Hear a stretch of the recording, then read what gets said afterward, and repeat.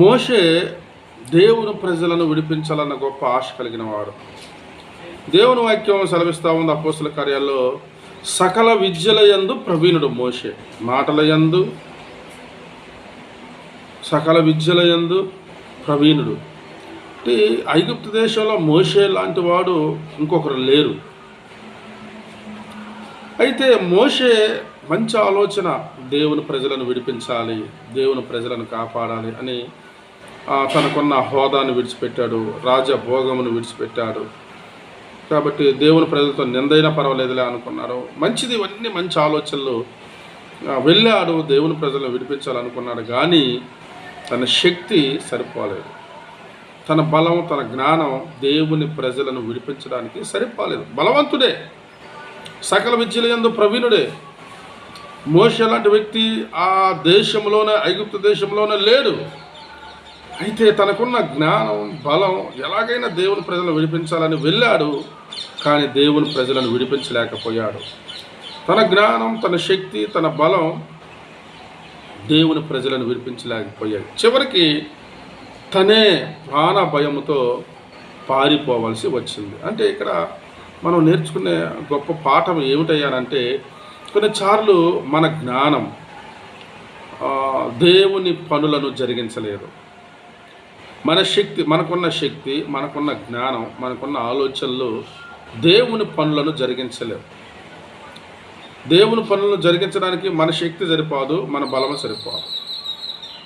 మనకు ఆశ ఉంటుంది, ఆలోచన ఉంటుంది, ఏదో ఒకటి దేవుని కొరకు చేయాలని ఎన్నో ఆలోచనలు ఉంటాయి. మనం చేసేది కూడా కరెక్టే, అలాంటి ఆలోచనలు కూడా కరెక్టే. కానీ మన బలము సరిపోదు, మన శక్తి సరిపోదు. అయితే దేవుడిచ్చే బలం, దేవుడిచ్చే జ్ఞానం, దేవుడిచ్చే నడిపింపు, ఇవి దేవుని ప్రజలను రక్షించడానికి మనకి అవసరం. తర్వాత మోషే ప్రాణభయంతో వెళ్ళినప్పుడు 40 సంవత్సరాల తర్వాత దేవుడు మోషేతో మాట్లాడుతున్నాడు. అంటే నా ప్రజలను విడిపించు అని అడిగినప్పుడు, నేను మాట మాంద్యం కలిగిన వాడిని, శక్తి ఏం లేదు.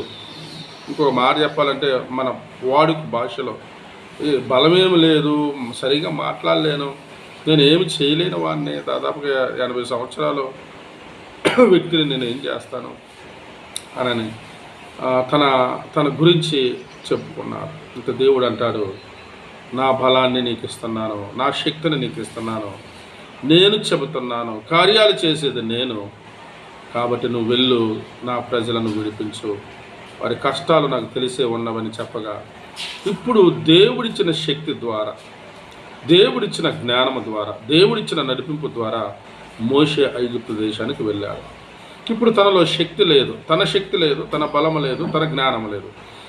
ఇప్పుడు దేవుడు ఇచ్చిన శక్తి ద్వారా, జ్ఞానం ద్వారా, నడిపింపు ద్వారా ఐగుప్తు దేశానికి వెళ్ళి గొప్ప గొప్ప భయం పుట్టించే గొప్ప కార్యాలు చేసి 10 అద్భుతమైన కార్యాలు ఐగుప్తు దేశంలో, భయంకరమైన తెగుళ్ళు మోషే చేశాడు.